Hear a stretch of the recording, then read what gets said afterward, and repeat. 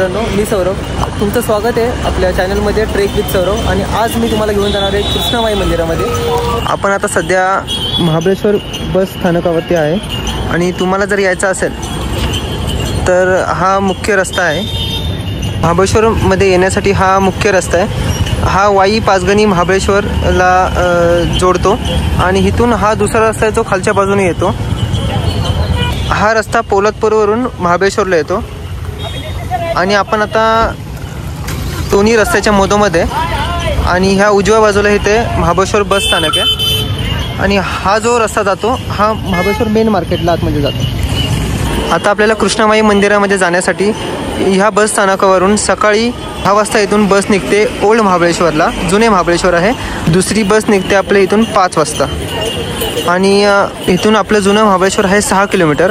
आणि तुमच्याकडे जर बाईकने तुम्ही जर प्रवास करत असाल सोपा मार्ग आहे आणि आपण आता बाईकनेच प्रवास करणार आहोत आणि तुम्हाला दाखवतो की कसा रस्ता आहे आणि आपण कसे जाणार आहोत.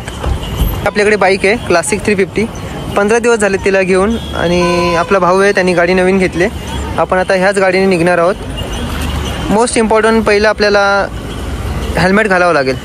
हेल्मेट मी सजेस्ट करेन सगळ्यांना की गाडी चालवताना हेल्मेट नेहमी वापरा. वरून निघाल्यानंतर हे आपल्याला सरळ रस्त्याने समोर जायचं, पुढे जायचं.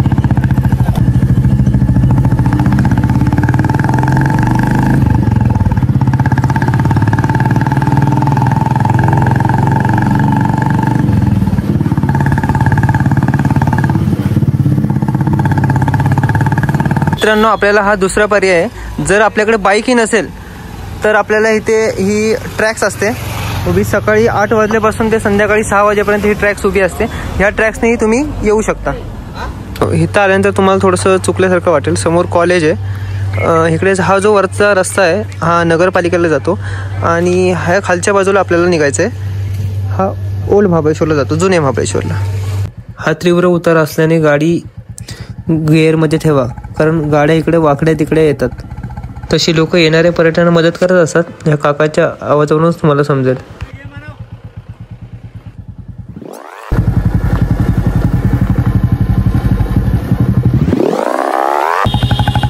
मित्रांनो, आता समोर बघा, इथे जागोजागी आहे ना बोर्ड लावलेत. डाव्या बाजूला बघा, ह्या बोर्डवरती वाचून घ्या.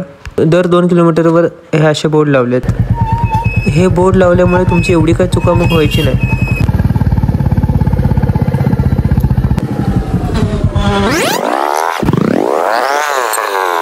2 किलोमीटर पुढे आल्यानंतर बघा तुम्हाला दाखवतो, हे वेण्णा लेक आहे उजव्या बाजूला. महाबळेश्वर बस स्थानकापासून 2 किलोमीटर आहे. तुम्ही तिथे बोटिंग करायला नक्कीच जाऊ शकता. हा व्ह्यू तुम्हाला दाखवतो.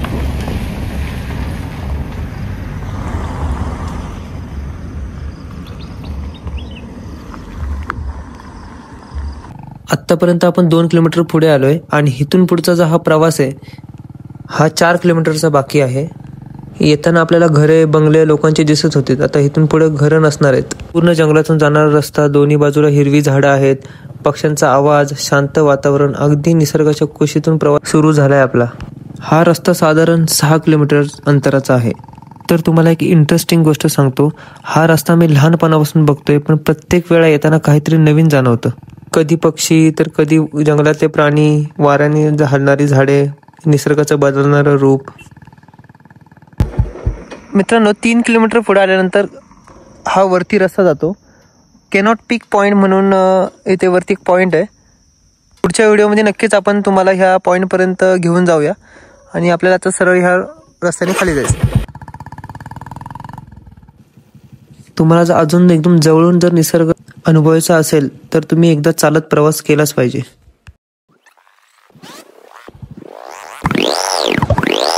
तर मित्रांनो, 4 किलोमीटर पुढे आल्यानंतर आपल्याला हा चेकपोस्ट लागतो आणि तुम्ही जर स्वतःची गाडी घेऊन आला तर तुम्हाला प्रवासी कर इथे भरावं लागेल. इथे नगरपालिका, फॉरेस्ट आणि ग्रामपंचायत हे तिन्ही मिळून कर्मचारी इथे असतात.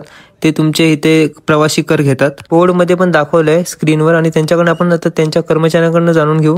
इथं दादा आपल्याला सांगतात की तुम्हाला किती पैसे भरावे लागतील. दर व्यक्तीला 55 रुपये प्रति व्यक्ती भरावा लागतो आणि गाडीला 50 रुपये असतो. एका व्यक्तीला 55, गाडीचे 50 पर व्यक्ती चालतो टॅक्स. ओके, धन्यवाद दादा. आणि तुम्हाला आता आपण पुढे मंदिराकडे घेऊन जाणार आहोत. जुन्या महाबळेश्वरमध्ये, सुंदर अशा जुन्या महाबळेश्वरमध्ये पाठीमागे तुम्हाला जे गाव दिसतंय हे जुनं महाबळेश्वर आहे. आता हे इमारती सगळे डेव्हलप झालेत म्हणून तुम्हाला असं वाटत असेल की हे जुनं महाबळेश्वर नाही, पण हे आपण जुन्या महाबळेश्वरमध्ये पोहोचलोय आणि बरेचसे लोक इथे पवित्र स्तोत्र आणि प्रवासाच्या दृष्टीने भेट देतात. आपण निघणार आहोत मंदिराच्या दिशेने.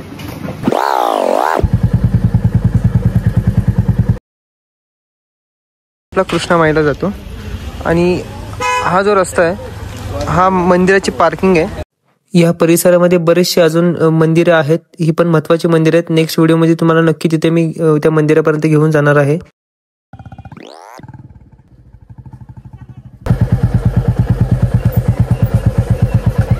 इथं आल्यानंतर तुम्हाला थोडंसं चुकल्यासारखं वाटू शकतं. हे जे गेम झोन आहे, ओल्ड महाबळेश्वर गेम झोन आहे, हे तुम्ही लक्षात ठेवा. आणि हा मेन पार्किंगमध्ये तुम्ही जर गाडी लावली तर हा एंट्रन्स आहे. इथून झोन पासूनच आपल्याला राईटला जायचं आहे. समोर बघा बोर्ड लावलाय कृष्णाई टेम्पल म्हणून. रस्ता आहे बघा, पूर्वी एकदम कच्चा रस्ता होता, जुना रस्ता, आणि ह्याच्यावर आता हे डेव्हलप केलंय. हे चिरे लावलेत, जांभा दगड नाही, फक्त 5 मिनिटाच्या अंतरावरती आहे इथून. आणि आता हे सगळं बोर्ड लावल्यामुळे तुम्हाला बरोबर लक्षात येईल. झाडी आहे, निसर्गरम्य वातावरण आहे आणि हे बाकडे जागोजागी लावलेत. जर तुम्ही दमला असाल तर तुम्ही विश्राम करण्यासाठी हे बाकड्याचा उपयोग तुम्ही करू शकता. किती सुंदर आहे बघा ना, निसर्गाचा अनुभव तुम्ही नक्कीच इथे घेऊ शकता. बदलतं वातावरण, ऊन, थंडी. हेतून खाली जायचं आपल्या डाव्या बाजूला.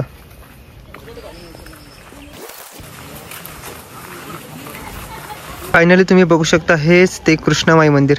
ह्यासाठीच केला होता अट्टहास. एरवी खूप शांतता असते, पण शनिवार रविवार असल्या कारणाने सुट्ट्या असतात लोकांना, म्हणून पर्यटक जास्त वाढले. आपले चप्पल बूट इथे काढून ठेवावे लागतील, कारण मंदिराचंही पावित्र्य आपल्याला राखणं गरजेचं आहे.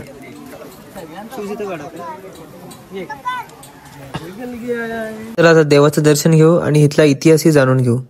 हेच आहे कृष्णामाई मंदिर, महाबळेश्वरातलं सर्वात जुन्या मंदिरांपैकी एक असं मानतात. आणि इथूनच कृष्णा नदीचा उगम होतो, त्यामुळे या ठिकाणाला खूप धार्मिक महत्व आहे. मंदिराच्या गर्भातून निघणारी आपण नदी बघूया. हा समोर दिसणारा झरा म्हणजे कृष्णा नदीचा उगम. ह्या पाण्याचं महत्व असं आहे की इथून निघणारी ही कृष्णा नदी पुढे महाराष्ट्र, कर्नाटक, आंध्र प्रदेशमध्ये प्रवास करते. आणि ज्यांनी कोणी हे मंदिर बनवलं असेल त्यांचं आर्किटेक्चर बघा ना. हे पाणी 12 महिने 24 तास चालू असतं. मंदिराच्या आवारामध्ये तुम्ही चेक करू शकता, कुठेही पाण्याचा नळ नाहीये किंवा कोणतंही कनेक्शन नाहीये. चला आपण हे हातपाय तोंड धुवून पाणी पिऊन घेऊया. आणि ज्यावेळी तुम्ही हे पाणी हातामध्ये घ्याल, अंगावर पाण्याचे शिंतोडे घ्याल, तेव्हाच तुमचे तुम्ही न कळत केलेले पाप हे नष्ट होतील. आता बघा, जिथून हे पाणी निघतंय ना, तिथून ह्या गोमुखात बघा कसं कनेक्शन घेतलंय. ह्याच्यावरून विचार करा की तेव्हाची बांधकाम शैली आणि आत्ताचं तंत्रज्ञान कुठे आहे ते. ह्या गोमुखाचं पाणी ज्या कुंडामध्ये खाली पडते ना, ह्या कुंडाचं नाव आहे मलपहा तीर्थ. ह्याच कुंडातून खाली आउटलेट आहेत. ही छोटी नदी पुढे होऊन तिचा विस्तार मोठा होतो आणि बंगालच्या उपसागराला जाऊन मिळते. तर मित्रांनो लक्षात घ्या, जागोजागी हे असे बोर्ड लावलेले आहेत इथे, कारण हे मंदिर आणि हा मंदिराचा परिसर पूर्णपणे पुरातत्व विभागाकडे आहे. कोणत्याही गोष्टीला आपण हात नाही लावू शकत किंवा इथली कोणतीही वस्तू बाहेर नेऊ नाही शकत. तर ही काळजी मित्रांनो घ्या. हे दिसत असेल की दोन्ही बाजूला ह्या खांबांच्या वरच्या बाजूला हे जी आकृती दिसते, अर्ध मानव शरीर आहे आणि त्यांना सपोर्टसाठी असे नागदेवता जागोजागी आहेत. हे बघूनच तुमच्या लक्षात येईल की इथला मंदिराचा बराचसा भाग हा पूर्ण जीर्ण झालेला आहे. आणि इथले ग्रामस्थ असे मानतात की हे जे मंदिर आहे हे पांडवांच्या काळामध्ये बांधलं गेलं होतं. काही काळ पांडवांनी इथं वास्तव्य केलं होतं. पण मंदिराचे स्ट्रक्चर आणि बांधकाम शैली बघता हे मंदिर यादवकालीन 11 ते 13व्या शतकाच्या मध्ये असावं. हे जे खांब आहेत ह्याच्यावर जे हलके नक्षीकाम केले आहेत, उत्कृष्ट कोरीव काम केले आहे. कोरलेल्या ह्या नक्षीकामाला तोरणाचा आकार दिलेला आहे. असे खांब टोटल 20 ते 24 आहेत. त्यातले काही भिंतीमध्ये आहेत आणि काही बाहेर आहेत. हा पूर्ण सपोर्ट आहे मंदिराला. याची छताची रचना जर तुम्ही बघितलं तर पिरॅमिड सारखी आहे, उलटी. छतावर प्रत्येक जागेजागी नक्षीकाम हे वेगवेगळ्या पद्धतीने आहे. इथे बघितलं तर तुम्ही असं फूल तयार केले नक्षीकाममध्ये.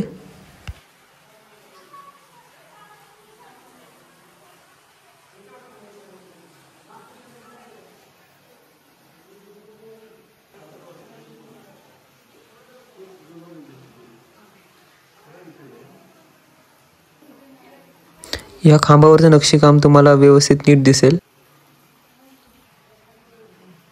इथे वरती बघा, त्यांनी जे छताला वरती जे नक्षीकाम केले, मानवाचे धड आहे आणि एकाच धडाला 8 मुख आहेत. हातही तेवढेच आणि पायही तेवढेच. झूम करून तुम्हाला नीट दाखवतो, दिसत असेल. तुम्हाला मी सांगितलं ना की का हात नाही लावायचा ह्या मंदिराच्या प्रत्येक कोणत्याही गोष्टीला. बघा कशी अवस्था झाली ह्या मंदिराची, पूर्णपणे जीर्ण होत चाललंय. आपल्या मंदिराची अशी अवस्था बघून खूप वाईट वाटतं. इथे वरती बघा, कमळांचा आकार आहे आणि मध्ये 3 मासे आहेत. जसे आपण मंदिराच्या गर्भगृहाकडे वळतो तर आकृती आहेत, ह्या रूप आपल्याला दाखवत आहेत. ह्या चक्राला प्रोटेक्ट केले बघा. 15 शेष नाग आहेत, त्यांनी विळखा घातला ह्याला. आणि मंदिराच्या दरवाजाच्या समोर हे शेवटचं आहे. तिथं आपल्याला सांगू नाही शकत की हे किती शेषनाग आहेत, पण बरेच आहेत ह्याच्यामध्ये. तुम्ही समोर येऊन नक्कीच ते बघू शकता. मित्रांनो, आपण गर्भगृहात आलोय. हे महादेवाचं दर्शन घ्या तुम्ही. आणि ह्याचं वैशिष्ट्य तुम्हाला सांगतो. ह्या पिंडीवर बघा 108 रुद्राक्षाच्या मान्यांच्या 3 माळा आहेत, ह्याच्यावरती राऊंड केले आहेत. कमळाच्या पानावरती हे शिवलिंग उभं आहे. संरक्षणासाठी हे शेषनाग आहेत खाली पूर्ण राऊंडमध्ये. आणि उजव्या बाजूला इथे एक कॅनल आहे. हे इथला जो अभिषेक होतो तिथलं हे सगळं पाणी गोमुखातून बाहेर जातं. हे मंदिराच्या वरचं छत बघा, इथले गर्भगृहाच्या वरचं. ह्याची डिझाईन आणि ह्याची जी रचना आहे ही पिरॅमिड सारखी आहे, जेणेकरून गाभाऱ्यामध्ये जो टेम्परेचर आहे हे मेंटेन राहण्यासाठी ह्याची रचना केलेली आहे. पहाटे जर तुम्ही लवकर आला तर ह्या मंदिरामध्ये जो येणारा सूर्यप्रकाश आहे, त्या सूर्यप्रकाशाचे पहिलं किरण ह्या मंदिरामध्ये येतं. तुम्हाला नंदी दिसतो. याची विशेषता अशी आहे की ह्याला पाठीमध्ये असं होल केलं, तर समोरून पण त्याचा होल दिसतो आतमध्ये. आणि समोरून मंदिराचा दरवाजा आहे. तर तुम्ही ह्या नंदीच्या जर तुम्ही पाठीमागून जर बघितलं तर तुम्हाला देवाचं दर्शन होणार आहे. चला आपण बघूया. हे गोमुखातून जे पाणी पडतंय हे खाली कुंडामध्ये, या कुंडाचं नाव आहे मलपा तीर्थ. तर असेच आजूबाजूला टोटल हे 3 तीर्थ आहेत इथे, हे तुम्हाला दाखवतो. मलपा तीर्थाच्या डाव्या बाजूला पुढे चालत गेल्यानंतर हे आहे अरण्य तीर्थ. आणि इथे वरती बघा जाळी बसवले, कारण लोक कचरा वगैरे टाकतात, कचरा होतो ह्याच्यामध्ये म्हणून. मलपा तीर्थातून पाणी हे अरण्य तीर्थात इथे येतं, जे गोमुखातून पडलेलं पाणी. आणि इथून आउटलेट ह्याचा आहे दुसरीकडे, तुम्हाला नेतो दुसऱ्या तीर्थाकडे. हे मंदिराच्या उजव्या बाजूला आहे बघा.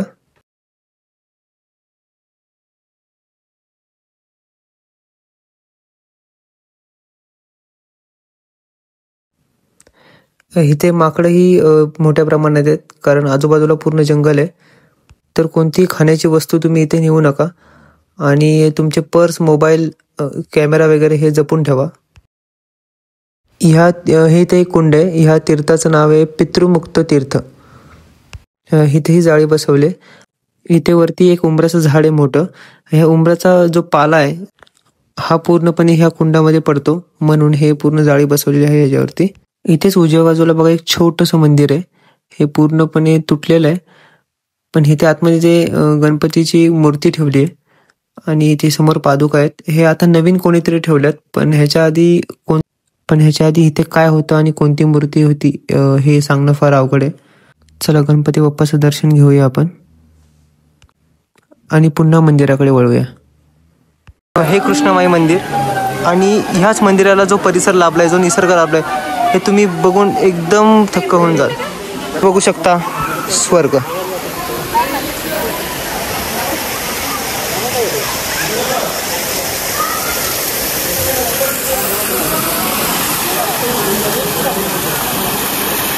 खाली जो डॅम दिसतोय हा आहे बलकवडी डॅम. झूम करून दाखवतो तुम्हाला. खाली एक ब्रिज आहे आणि पलीकडे आहे ते धोम डॅम. उजव्या बाजूला आहे ते वरती केट्स पॉइंट म्हणून ते निडल होल. तुम्हाला राईट साईडला एक डोंगरामध्ये होल दिसेल, झूम करतोय बघा मी. हे उजव्या बाजूला 3ऱ्या नंबरचा डोंगर हे पाचगणी आहे.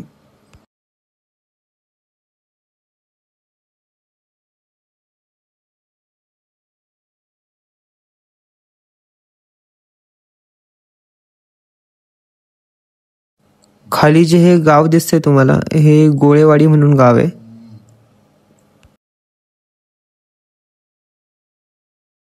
आणि हा जो समोर वरती जो डोंगर दिसतोय, हा आहे कमळगड फोर्ट.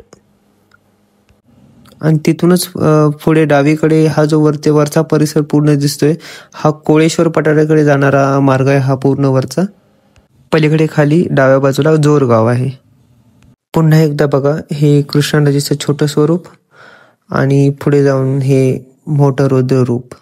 सह्याद्रीची सुंदरता बघा ना, किती सुंदर. हे डोळ्यामध्ये साठवून ठेवता येईल तेवढं ठेवता आलं पाहिजे. इथलं सौंदर्य बघून तुम्हाला इथं येण्याचा मोह नक्कीच आवरणार नाही. इथलं सौंदर्य अजूनही डोळ्यामध्ये साठवून घ्यायचं असेल तर इथं बसायला जागा आहे, तुम्ही बसू शकता. इथलं सौंदर्य बघता तुम्हाला स्वप्नील जोशी सरांचं एक वाक्य आठवेल, काय हे किती सुंदर आहे हे. डोळ्यामध्ये भरपूर निसर्ग साठवून ठेवला. आता आपण मंदिराच्या मागच्या बाजूकडे वळूया. इथे लहान मुलंही या निसर्गाचा आनंद घेत आहेत, खेळत आहेत. पण इथेही त्यांना वाटत नसेल की आपण गावाकडे आलोय, कारण शहरामध्ये माती नाही आणि इथं आल्यानंतर ही वाळूमध्येच खेळतात. मंदिराच्या बाहेरचा भाग बघा ना तुम्ही, हे हेमाडपंथी स्थापत्य शैलीचे आहे. एकावर एक जे दगडी रचल्यात, त्या काळ्या दगडात बेसाल्ट दगडाचा वापर केलाय. या मंदिराबद्दल सांगण्यासारख्या बऱ्याच गोष्टी आहेत, त्यांचा शोध अजून चालू आहे. इथे बघा समोर एक छोट्या देवळीसारखं एक स्ट्रक्चर होतं आणि इथे गणपतीची मूर्ती आहे. ह्या दगडामध्ये नीट दिसणार नाही तुम्हाला. मंदिराच्या मागच्या बाजूला म्हणजे पश्चिम दिशेला नागदेवता आहे, अर्ध मानवी शरीर आहे त्याला.